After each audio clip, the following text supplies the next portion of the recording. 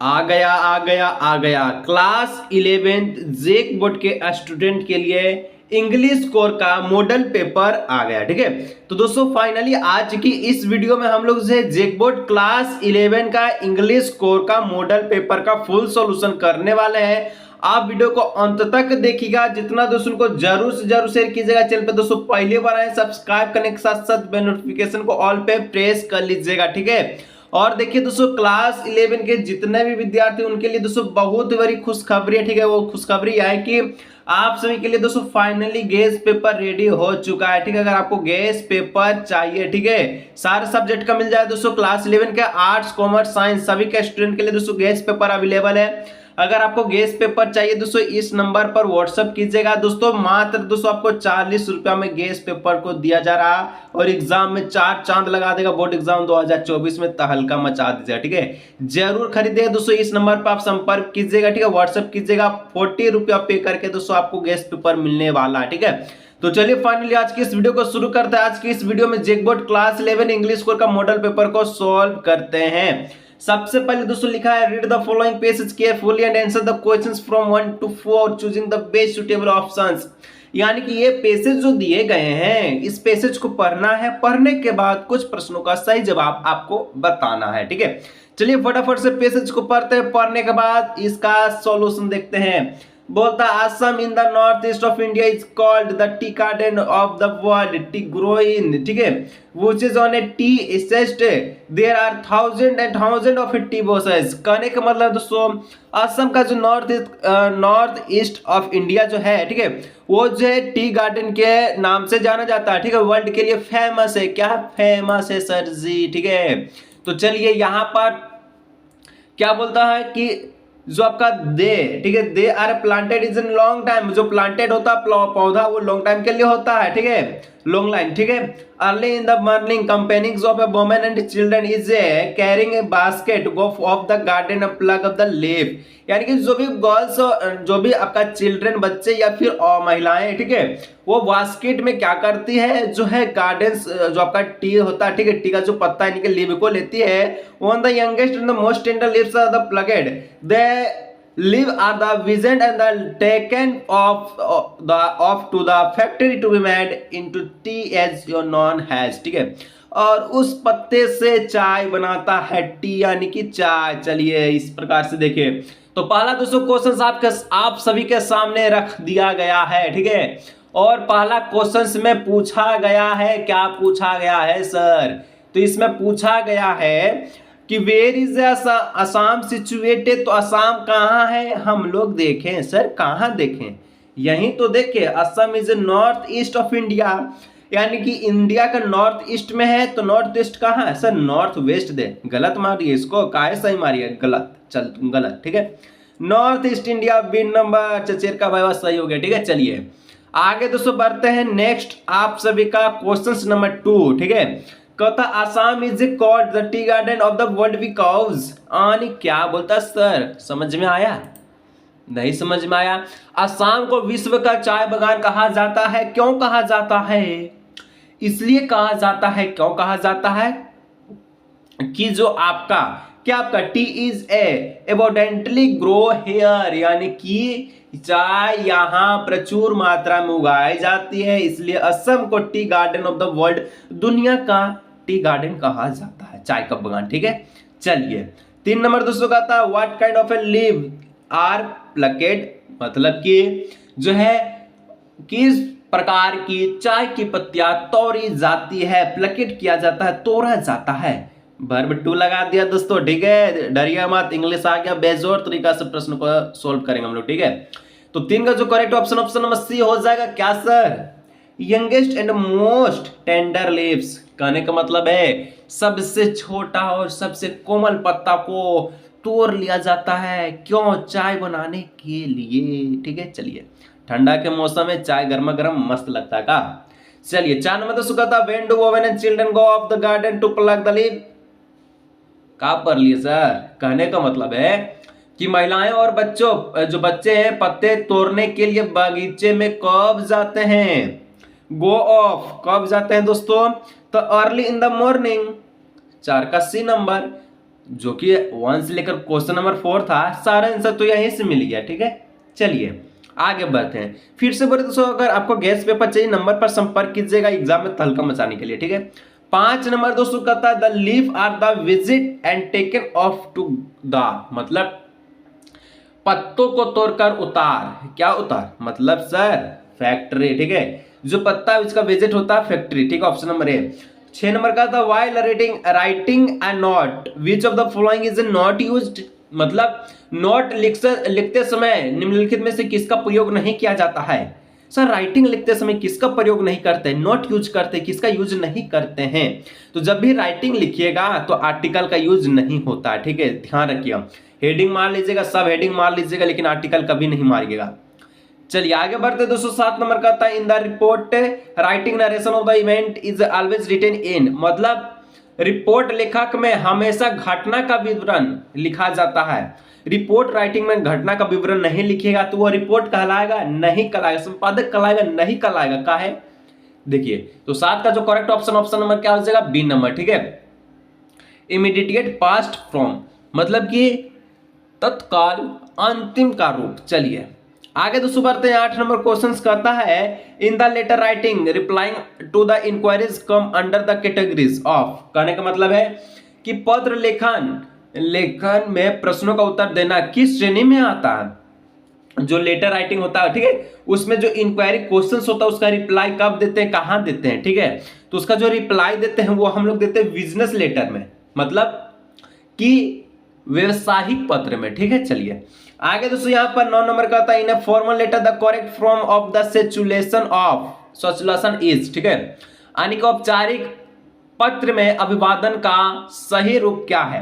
तो जो सही रूप है उसका डियर सर या मैडम होना चाहिए, जो कि आपका फॉर्मल लेटर में। ठीक है, dear sir I give a guess paper, चलिए जरूर खरीदिएगा। चलिए 10 नंबर दोस्तों कहता है in the business letter the name of the designation of the address in writing on, मतलब व्यापारिक पत्रों में नाम और पदनाम पत्र लिखा होता है। तो कहां पर नाम और डेजिग्नेशन नेम लिखते हैं, पता और नेम। ठीक है, यानी कि एड्रेस और नेम कहां लिखते हैं, बिजनेस लेटर में। तो बिजनेस लेटर में दोस्तों लेफ्ट मार्जिन में लिखते हैं। ठीक है, लेफ्ट माने इधर वाला जो आपका मार्जिन होता है खाली जगह उसमें लिखते हैं। ठीक है, चलिए 11 नंबर का आता है Rashmi bought a book and dash in pot. ठीक है, मतलब आपका जो है रश्मि ने एक किताब खरीदी और डैश स्याही, मतलब क्या क्या डैश इन स्याही। ठीक है, इन पॉट, मतलब ऑप्शन नंबर सी हो जाएगा। ठीक है, चलिए आगे दोस्तों हम लोग बढ़ते हैं। 12 नंबर का आता है dash of the boys sang a song, यानी कहने का मतलब है कि लड़के में से एक गाना, यानी कि सेंग ऑफ सॉन्ग, इसका आगे हम लोग क्या बनेंगे, सिंपल सा। ठीक है, तो 12 का ऑप्शन हो जाएगा क्या हो जाएगा, a number, none of the boys sang a song. ठीक है, चलिए आगे दोस्तों बढ़ते हैं। 13 नंबर का था choose the grammatically correct sentence. ठीक, correct sentence, physical exercise for essential in health good. ठीक है, इसके बारे में तो 13 का ऑप्शन नंबर सी हो जाएगा an apple a day keep the doctor away. Tension मत लीजिए, ग्रामर का धाकर वीडियो आएगा। ठीक है, टेंशन मत लीजिएगा। ठीक है, चलिए आगे तो कुछ आपका फिल इन द ब्लैंक्स उसको हम लोग भर लेते हैं। 14 नंबर का था the sun dash in the waste, मतलब सर मतलब क्या होता है, मतलब यही कि सूरज डैश पश्चिम में, क्या पश्चिम में। तो जो सूरज है वो the sunset in the west. ठीक है, चलिए सनसेट होता है कहाँ, वेस्ट में। ठीक है, ईस्ट में उगते हैं, वेस्ट में डूब जाते हैं। 15 नंबर का था I dash how to swim. ठीक है, I dash how to swim, मतलब सर मतलब वही सिंपल मीनिंग। क्या सिंपल मीनिंग, तो यहां पर हम लोग क्या भरेंगे, तो 15 का जो करेक्ट ऑप्शन नंबर बी हो जाएगा। ठीक है, I do not know how to swim, मैं नहीं जानता कि स्विमिंग कैसे किया जाता है, तैरेंगे कैसे हम लोग, क्या आप जानते हैं, तो कमेंट कीजिएगा। ठीक है, चलिए आगे बढ़ते दोस्तों। कहता है Kusum dash prefer to keep quiet. ठीक है, मतलब जो है आपका कुसुम डैश चुप रहना पसंद करते हैं। तो 16 का जो करेक्ट ऑप्शन नंबर हो जाएगा Kusum would prefer to quit, ठीक है। चलिए 17 number, if I were you I dash not do it, मतलब होता है कि जो आपका if I were you dash I do not do it, तो यहां पर सही जो मीनिंग होगा वो हो जाएगा आपका वुड, ठीक है। I would not do it, tension मत लीजिए, फिर से पूरे ग्रामर का वीडियो आएगा, ठीक है। चलिए आगे दोस्तों, read the following extract then choose the most appropriate option, ठीक है, from the choose of the given below 18 to 21, ठीक है। चलिए इसको पढ़ करके आपको उत्तर देना। The laburnum top in the silent quite still in the afternoon yellow September sunlight a few leaves yellowing, ठीक है, ऑल इट सीड फॉलोइन, ठीक है, फॉलन। चलिए पढ़ लिए, अब उत्तर देते हैं।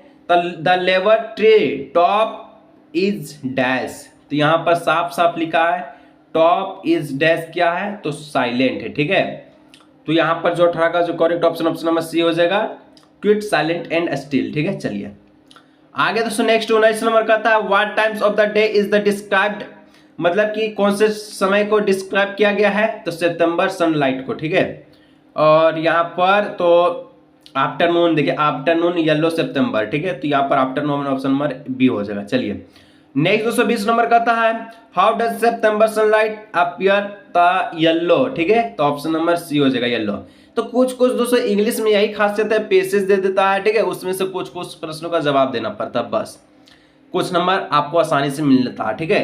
डैश 21 नंबर का था, अ फ्यू लीव डैश, क्या अ फ्यू लीव डैश, तो यहाँ पर लिखा है अ फ्यू लीव, जो कुछ पत्तियां है येलोइंग है, यानी कि पीला, ठीक है। तो यहाँ पर जो हो जाएगा क्या हो जाएगा आई, तो 21 का जो ऑप्शन नंबर हो जाएगा आर टर्निंग येलो है, ठीक है। चलिए नेक्स्ट दोस्तों आपका है 22 नंबर का था है, हु वेयर बेटी एंड डॉली, ठीक है, कि बेटी और डॉली कौन थे, तो जो बेटी और डॉली था वो कौन था, कजन ऑफ पोएट मदर, यानी कि जो है कवि की माँ के चचेरे भाई, ठीक है। 23 नंबर का था, who is the poem of earth, poem of earth जो है यहाँ पर जो हो, मतलब कि आपका पृथ्वी की कविता कौन है, तो पृथ्वी का जो कविता है वो जो हो जाएगा द रेन, ठीक है, ऑप्शन नंबर ए हो जाएगा। चलिए नेक्स्ट दोस्तों 24 नंबर बढ़ते हैं। 24 नंबर कहता है कि क्या कहता है कि इन द पोएम, ठीक है, चाइल्डहुड, रुक जाइए 1 मिनट, थोड़ा सा 1 मिनट, ठीक है, 1 मिनट वेट कीजिए। हाँ चलिए, कहता है कि in the poem childhood the poet want to know, मतलब कि बचपन कविता में कवि जानना चाहते हैं, क्या जानना चाहते हैं, तो वो जानना चाहते थे कि the day of the day he lost his childhood, जो बचपन कविता था दोस्तों उसमें पता लगता है कि जो कविता जो कवि है उनका बचपन छीन लिया गया जिस दिन उसने अपना बचपन को खो दिया, ठीक है, ये वो जानना चाहते हैं, ये उस बारे में जानना चाहते हैं। चलिए 25 number, we in the poem childhood stand for, हम कविता में बचपन का अर्थ है, तो हम कविता में जो बचपन है वी मतलब हम होता है, ठीक है। तो जो 25 का करेक्ट ऑप्शन नंबर सी हो जाएगा द फादर एंड द सन, ठीक है। हम कविता के जब चाइल्डहुड स्टैंड यानी कि जो पोएम है, ठीक है, उसका नाम है द फादर एंड द सन, ठीक है। चलिएगा 26 नंबर का था varied face in the poem the laburnum, ठीक है, टॉप मींस यानी कहने का मतलब है कि द लेबरनम टॉप्स कविता में वर्जित चेहरे का अर्थ है, ठीक है। इसका मतलब क्या, वेरिड फेस का मतलब क्या, वर्जित चेहरे का मतलब क्या, मींस इसका मतलब क्या निकलता है, तो इसका जो मतलब निकलता है face having strip on it, मतलब सर जी मतलब हो गया चेहरे पर धारियां हो, ठीक है। 27 नंबर का था where was the photograph taken, यानी कि कहता है कि तस्वीर कहाँ ली गई थी, तो तस्वीर दोस्तों आपका जो लिया गया था वो लिया गया था समुद्र तट पर, यानी कि ऑन ए बीच पर, ठीक है। चलिए नेक्स्ट 228 नंबर का आता है who is the poet of the poem the laburnum, ठीक, द लेबरनन टॉप, यानी कि जो द पोएम है लेबरनन टॉप, इसका जो है पोएट कौन है, तो इसका जो पोएट है दोस्तों वो आपका टेड हक्स हो जाएगा, ठीक है, ऑप्शन नंबर सी नंबर, ठीक है, ऑप्शन नंबर टेड ह्यूज, ठीक है, ह्यूज, ठीक है, ह्यूज, ऑप्शन नंबर सी हो जाएगा इसका करेक्ट ऑप्शन। चलिए 29 नंबर दोस्तों कहता है why did the grand mother keep one hand on the waste, मतलब दादी एक हाथ अपने कमरे पर खो देती है, ठीक है, अपना जो वन हैंड है वो लॉस्ट कर देती है, ठीक, वेस्ट कर देती है, ठीक है। तो 29 का जो correct option option number D हो जाएगा, टू स्लीप, सोने में। ठीक है, चलिए 30 नंबर का था where did the author spend his childhood, मतलब कि वो जो चाइल्डहुड खोए थे, ठीक है, स्पेंड मतलब जो खो दिया था, ऑथर जो कवि, ठीक है, जो लेखक था, ठीक है, यानी कि लेखक ने अपना बचपन कहाँ बिताया था, तो कहाँ बिताया था दोस्तों, स्पेंड कहाँ किया था, तो 30 का ऑप्शन नंबर डी नंबर। ठीक है, in the village with the grand mother, यानी कि अपने गांव में ग्रैंड मदर के साथ में अपना बचपन को बिताए थे। ठीक है, चलिए whom the narrator want to duplicate in we are not afraid to die, ठीक है, if you can all be together, मतलब we are not afraid to guide, if you can जो आपका इसमें दिया वर्णिता में किसकी नकल करता है, ठीक है, ये इसमें जो किसका नकल करता है दोस्तों, तो ये में जो नकल करता है 31 का correct option option number B हो जाएगा, कैप्टन जेम्स कुक का इसमें नकल यानी कि जो है डुप्लीकेट को दिखाया गया। ठीक है, 32 नंबर का था इन डिस्कवरिंग दैट द सगा कंटिन्यूअस हाउ कटर वाज, यानी कि जो आपका डिस्कवरी द सगा कंटिन्यूअस में जो लियोवार्ड कार्टर एक था, कौन था दोस्तों लियोवार्ड कार्टर, आपका कौन था, तो 32 का ऑप्शन नंबर सी हो जाएगा। ठीक है, ब्रिटिश जो आपका ब्रिटिश और यहाँ पर आर्कियोलॉजिस्ट, यानी कि आपका जो है ब्रिटिश पुरातत्वविद। ठीक है, चलिए आगे दोस्तों हम लोग जो है बढ़ते हैं, तो यहाँ पर नेक्स्ट दोस्तों 33 नंबर का था व्हाट डिड द वर्ड जो पेंट फॉर द एम्पायर, ठीक है, एम्पायर, द वर्ड जोय ने सम्राट के लिए क्या चित्रित किया, तो चित्रित किया था क्या, तो 33 का ए लैंडस्केप किया था। ठीक है, ऑप्शन नंबर बी। 34 नंबर का था मिस्टर क्रोकर हैरिस डैश, यानी कि मिस्टर क्रोकर हैरिस है कौन था सर, तो वो था आपका ए मिडिल एग्जिस्ट मास्टर। ठीक है, 35 नंबर का था who is the author of the adventure का ऑथर कौन है, तो इसका जो ऑथर था दोस्तों वो हो जाएगा आपका जयंता नरलिकर। ठीक है, चलिए 36 नंबर का था Howrah is situated on the shore of, यानी कि हॉर कहाँ स्थित है, तो जो हॉर है दोस्तों आपका लेक मानसरोवर में स्थित है। ठीक है, मानसरोवर झील में स्थित है। चलिए 37 नंबर का था व्हाट गिफ्ट डिड लामोग गिव टू द ऑथर, यानी कि जो आपका लमाओ में लेखक को क्या उपहार दिया, तो जो उपहार दिया था वो कैसा उपहार था, ए फुल स्लीव्ड कोट, यानी कि एक पूरी वहां का कोट। ठीक है, पूरा दम भर वहां का कोट। चलिए 38 नंबर का था मोराड वाज वेरी फॉन्ड ऑफ, यानी कहने का मतलब है मोराड को बहुत शौक था, किसका शौक था, उसको शौक था कि हॉर्स राइडिंग करे। ठीक है, 39 का था Aram and Mourad belong to dash tribe, यानी कि आराम और मोराड दोस्तों क्या बोलता, आराम और मोराड के साथ जो है ट्रिप के लिए, यानी कि कहाँ गया था। ठीक है, बिलोंग्स, तो 39 का ऑप्शन नंबर आ जाएगा हर, क्या हो जाएगा, हर गेलेनियन। ठीक है, ऑप्शन नंबर ए हो जाएगा। चलिए 40 नंबर अंतिम प्रश्न है। ठीक है, थोड़ा दिक्कत है दोस्तों, इसलिए इस प्रकार से हो रहा है। ठीक है, तबीयत में थोड़ा दिक्कत हो गया था। 40 नंबर का था which country did the narrator belong to the story the address. ठीक है, यानी कि पता कहानी में कथावाचक किस देश का था, तो देश का जो है वो आपका हॉलैंड था। ठीक है, और देखिए दोस्तों ये आपका जो मॉडल पेपर है ये आपका वही गेस्ट पेपर है जो हम आपको लेने के लिए बोल रहे हैं। ठीक है, अगर आप दोस्तों इस गेस्ट पेपर को प्राप्त करना चाहते हैं तो इस नंबर पे संपर्क कीजिएगा, जिस प्रकार से इंग्लिश का दोस्तों दिख रहा है। ठीक है, इसी प्रकार से दोस्तों इस प्रकार से अभी इंग्लिश का और सेट है। ठीक है, उसमें बाकी जो भी सब्जेक्ट का चाहिए सारा सब्जेक्ट है, चाहे आप आर्ट्स से हैं, कॉमर्स है, साइंस से, सारा मिल जाएगा। साथ में नीचे इस प्रकार से आंसर भी आपको मिल जाएगा। अगर दोस्तों आपको ये चाहिए तो नीचे कमेंट करके जरूर बताइएगा। मिलते हैं हम लोग नेक्स्ट वीडियो में।